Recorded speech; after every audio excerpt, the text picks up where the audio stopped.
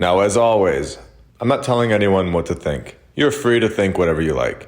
I am simply sharing my research with all of you. There is technology that is hidden from us. We know this, of course. Cloning is real, and this has been proven. We all know that this technology exists, and most likely has existed before. In fact, in my opinion, this has 100% been happening, much longer than we can ever imagine. Do these so-called elites fully understand and are capable of transferring themselves into a new body, looking exactly the same as they did in the past? Do these same characters come here over and over to play their role? Are some of these characters actors, singers, etc., perfected for that specific role and programmed to manipulate the masses? Is this possible? Of course it's possible.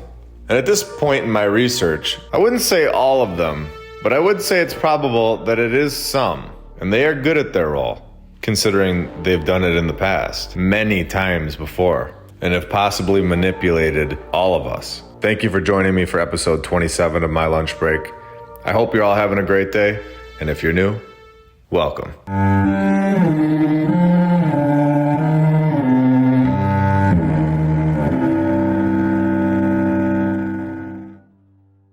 And I want to give a shout out to our sponsors over on Patreon, Don Gaston and Michael Hastings and Victor Perez. And Jason Brunson. He has EMF blocking hats for sale, and I'll put that in the link in the description below. For only $19.99 a month, you can also be a sponsor of this channel and get a shout out as well. That link will be right in the description below. Thank you all for your support. As I mentioned in episode 26, I have sent someone to see the Gothic revival style Loretto Chapel, located in Santa Fe, New Mexico. We are told that this chapel was built in 1878. Today, I'm not too concerned with the building for once. What I want to explore is inside. The spiral staircase. This staircase is immediately intriguing because it does not have a central support pole. This pole normally stabilizes spiral staircases. There were also no nails used. It is held together with wood pegs. Now here we are going to get a little deeper. Until 1887, this staircase did not even have railings. So how were people walking up and down this spiral staircase with no nails, no central support, no railings? It's just amazing. So this must have been built by the most incredible builder of all time. And I'm sure everyone in the world knew his name. And I'm sure he was praised from the mountaintops for his construction. Now, the individual that I sent to this site was told by the staff that these stairs were constructed in 1 week. And I'm not even kidding about this part. He was told that the man showed up one day on a donkey.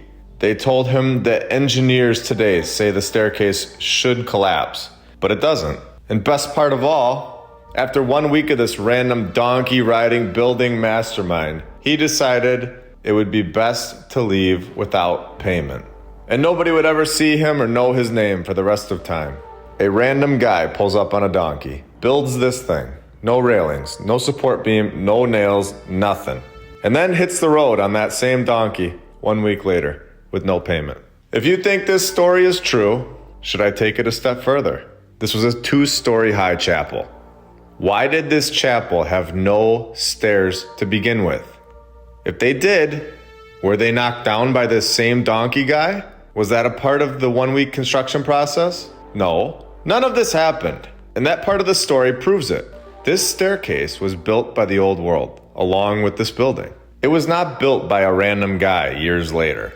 What you are seeing are the spiral stairs of the old world. Not only was their stonework incredible, but so was their woodwork. If this was truly built in the 1800s, we would for sure be building them all over the world today. And since evolution is what we're told, they would be even better than the way they were built 200 years ago. Without a doubt. But they aren't. Our civilization is baffled. We think these stairs should collapse. Because if we did that project, they would. Now, I hope you enjoyed that boots on the ground work. I will be going to New York within the year to find incredible things there as well. If you have any places that you think I should go, put that in the comments below. But let's continue on to Oregon. I mentioned that we were going to talk about the Charles Pigott House in episode 26. So here we are. Using double thick brick exterior walls with 11-foot high ceilings and 9-foot windows, mirroring architecture from Rome's 7 hills. It is a castle overlooking Portland. This is the only castle in Oregon. I'm guessing because they knocked all the other ones down. So here's where the story starts to get weird. Charles Pigott supposedly picks an architect. The architect quits before the project is even done. Then it somehow gets done, and none of us should ever consider asking how. So it's built in 1893, and 1 year later, Pigott has to abandon it. He doesn't even sell it. He just leaves. This nonsense proves to me that this is not a true story at all. It shows that the castle is from the old world, and this Charles Pigott story is nonsense. A quick implant to explain away an old world building.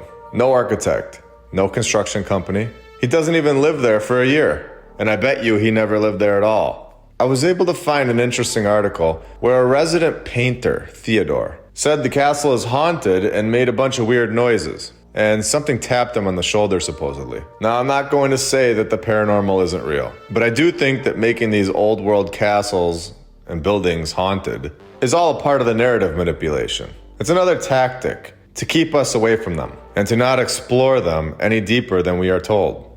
Now we got a bonus today. Let's go to the El Paso, Texas high school. Do we all remember from episode 26 how we were talking about castle high schools and asking why do we not construct castle high schools anymore? Well, check this one out. Welcome to Greece. Texas. What is going on here? This is incredible, and I'd love to see this place. Even before reading anything about it, I can tell that this is from the old world and repurposed. So America has voted this the second best high school football stadium in the USA. Second best? What's better than this? Let's just look and see what beats this thing, just for fun. Mitchell Stadium in Bluefield, West Virginia. Okay, it's cool, but definitely not better than playing in front of the old world columns, in my opinion. Now, they do give us some information on this Texas high school. It was supposedly built by the architectural firm of Trost and Trost, and cost about $500,000 in 1913, which is equivalent to $15,359,949.49 in 2023. So a lot of money, $15.3 million. Now here's where the story slipped up. There was only 39,000 people in El Paso, Texas during this time. The stadium alone was built to seat 12,000 people. Why did this small town need a $15.3 million high school? They didn't. I'm going to show a comparison really quick to give us all an idea of what's going on here. Binghamton High School was built in 1915, at the exact same time as El Paso High School. The only difference is a big one. The city of Binghamton was the fastest growing city in New York. They needed a high school desperately. Oh, and they didn't get Greco-Roman columns. And they paid $100,000 more than El Paso. So construction began in 1913 and completed right up in 36 short months, give or take a few. Because they didn't tell us the exact start date for some reason. Because they didn't start this project, in my opinion. They very clearly needed to make up a date. The good old Trost and Trost company, which used to be Trost and Rust, but Rust died within the year. Of course he did. In a future episode, I'll be getting into the Flushing High School, the oldest public school in New York City on record. It will be a good one. I'm looking forward to sharing.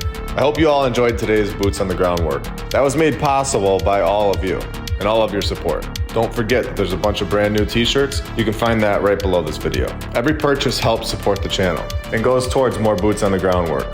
Liking the video and commenting really helps to share this video with new people, as well as when you subscribe to the channel. I couldn't be more thankful for all of the support you guys are giving. Our Twitter account is up and running, and we are over on Rumble as well. Both of those links will be in the description below. If you have anything to add, or have any thoughts on the video, or have any ideas for future videos, just put that in the comments below. Thank you for all your support, and I hope you all have a great day. I will be back very soon with much more. See ya. Don't trust what you see. Don't listen to your senses. Trust what you are told.